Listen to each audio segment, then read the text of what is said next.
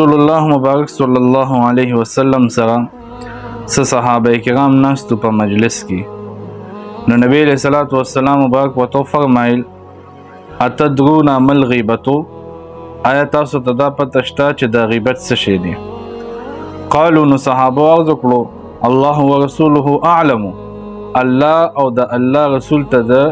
ډیره پته ده چې غیبت څه شی دی. قال نبی علیہ الصلوۃ والسلام مبارک وتو فرمایل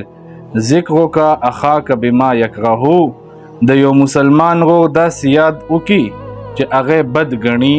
او د یو مسلمان ورور باره کې داسې خبرې وکړي چې بد ګڼي نو دې ته غیبت ویل کیږي. قیل په دې صحابه کرامو کې یو صحابي وویل یا رسول الله صلی الله علیه وسلم افرأیت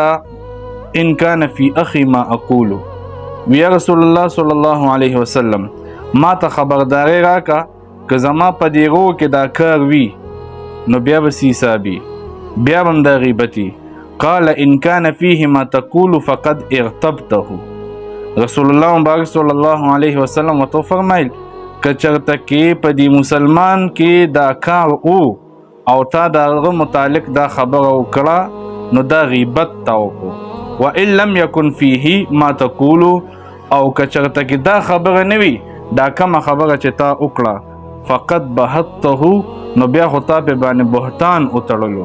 دا خو دې بیا ډېر لوی جرم وکړو.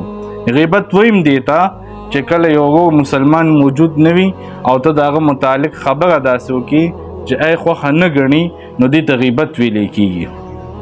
بل رسول الله مبارک صلی الله علیه وسلم دا هم فرمای